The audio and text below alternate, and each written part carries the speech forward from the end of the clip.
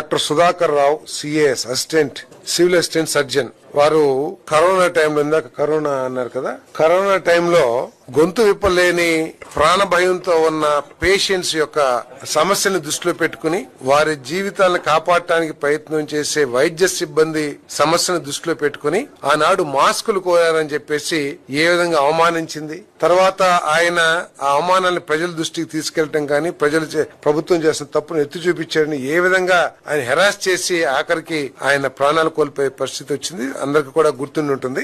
వారి కుమారుడు సికే లలిత్ ప్రసాద్ వారికి జూనియర్ అసిస్టెంట్ గా ప్రస్తుతం సహకార శాఖలో జూనియర్ అసిస్టెంట్ గా పనిచేస్తా ఉన్నారు.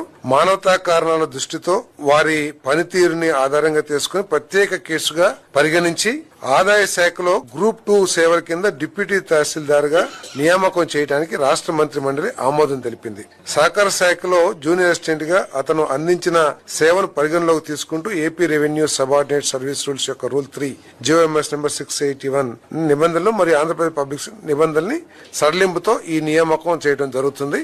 ఇంతే కాకుండా ఆ కుటుంబానికి కూడా ₹1 కోటి ఆర్థిక సాయం చేయాలని చెప్పేసి కూడా ఏదైతే నిర్ణయం తీసుకోవడం జరిగిందని చెప్పేసి కూడా తెలియజేస్తాను.